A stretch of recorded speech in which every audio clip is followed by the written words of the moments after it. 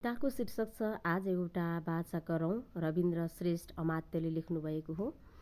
आज एउटा बाचा गरौँ, पीडा जति आधा गरौँ, पीडा जति आधा गरौँ, पीडा जति आधा गरौँ।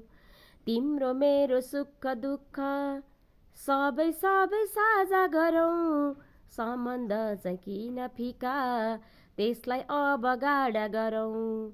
सम्बन्ध चाहिँ किन फिका, त्यसलाई अब गाढा गरौँ।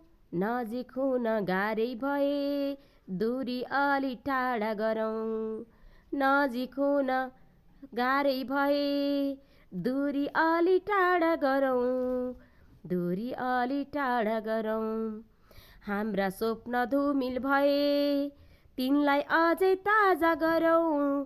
कुरै मात्र बढी भए अब कामलाई ज्यादा गरौँ।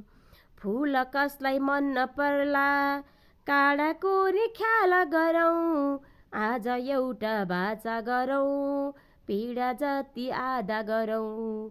आज एउटा बाचा गरौँ, पीडा जति आधा गरौँ।